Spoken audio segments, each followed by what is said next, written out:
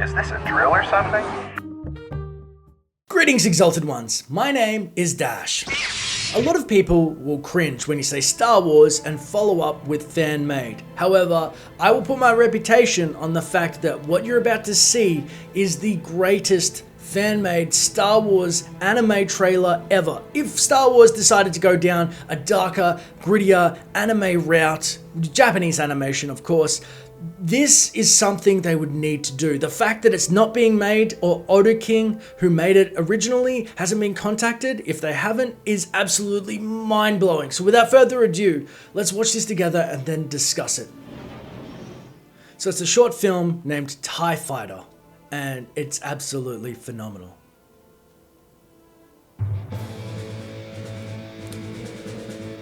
Even that logo coming in is so sexy. I mean, the different font style still works as well. But the music is like, it's got this rock feel to it. And the animation is so crisp. An Imperial probe droid, obviously. Tied together with the fact that it's got the right special effects and sounds. And we get to see from its point of view. With some Aurebesh to tie it in. So it's seeing the Rebel fleet. And we get the nice animation of what they look like. Panning, it's just brilliant. Just the camera work itself, how it's directed. And it's calling the Star Destroyer. It's insane how just visuals alone with that dialogue is telling it, hey, we're calling the Star Destroyer with that signal. Jumping out of hyperspace, we've obviously got some Imperial commanders looking nice and evil, sexy Star Destroyers. Just insane.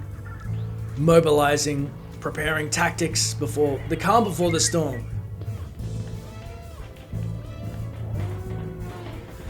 And here we get to see something we haven't really ever seen. We see rebels getting into the ships, never TIE fighter pilots getting into the cockpit.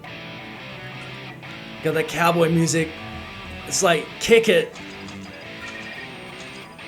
If he doesn't punch the accelerator, I'll be very surprised.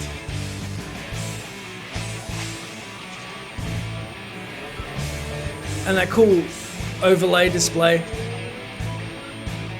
I love the UI and interface, all the love that went into that. Even the pedals.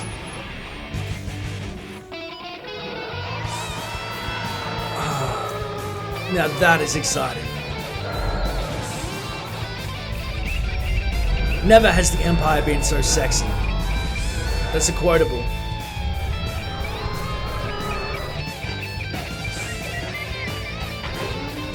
Not a single word has been spoken.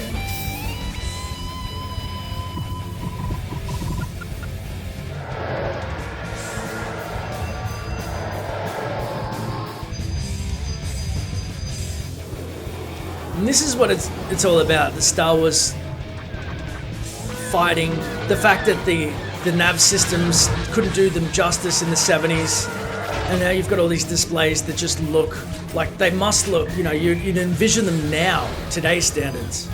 We'll probably see this in The Force Awakens. And also the intensity, and I mean even that lock-on that we see, that's a throwback, and I mean even in video games like Star Wars Battlefront or Rogue Squadron, you see those same type of heads-ups for lock-ons, and how visceral the deaths are.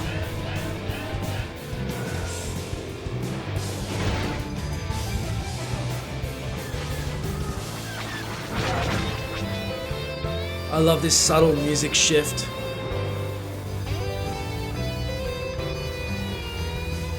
And you're seeing it from both sides. Again, no dialogue. The throwback computer of the lock-on.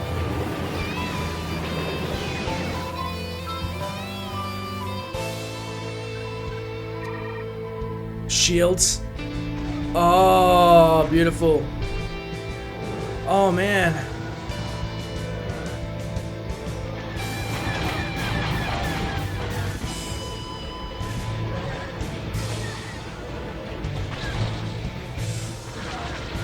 I mean, what does it take to see the life of, say, a TIE fighter pilot through their eyes?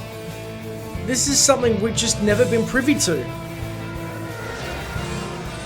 I mean, even a TIE bomber, you're just like, what does that look like? How do they operate? And then you see this, the tactics, and it's a female, which is obviously cool. Here we go. Payload.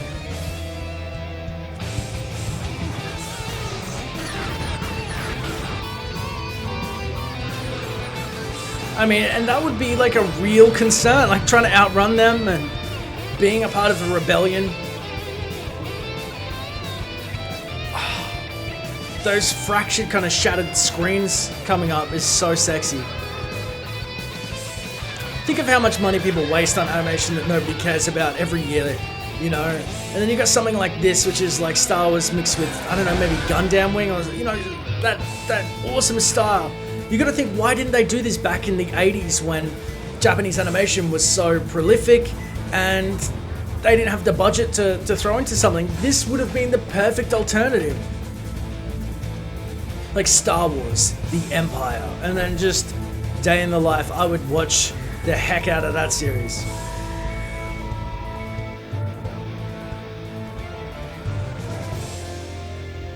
You may fire when ready. Boom! I love how the Empire have the green lasers and the Rebels had red. That always confused me a little bit. Oh! They just eviscerated that convoy.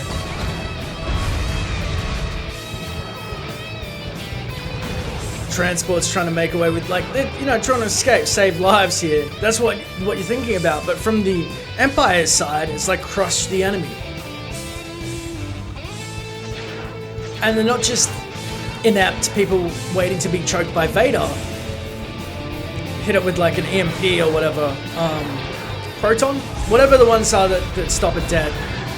So that's pretty cool. The Empire's kicking butt. I believe that's a Corellian Corvette that just got mashed up.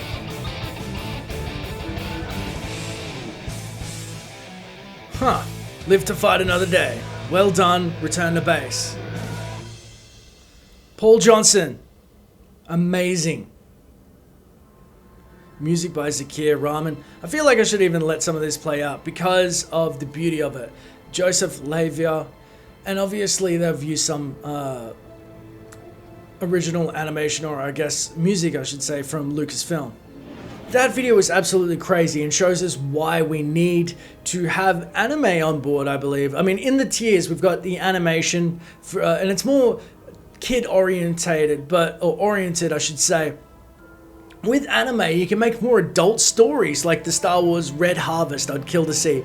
A piece on Darth Maul training to become, you know, the Sith Lord that he was. Something very dark or following the Empire. Anime would fit that so perfectly. Now, I've heard from Matt Martin, who's the community manager of Star Wars. He said the tone of Star Wars will fit the platform, or the story. So what that means is, if they're going to make a kids show like Clone Wars, they might make it a little bit dark. They can then do a novel, and it can be absolutely brutal. Like A New Dawn, which was about the Rebels, was kind of dark and miserable when you learned about Kanan. Or even his comic book series is pretty harsh compared to, say, the animation. So I believe that there are a lot of darker stories they could flesh out relatively, you know, cost effectively, doing it in this Japanese animation style, which a lot of people feel different ways about, but that in itself made so much sense. That cowboy kind of pilot really tied it together, made the Empire palatable, because, you know, you see a 40-year-old dude with a mustache as a pilot for the Empire, you're like, I can't attach to that. But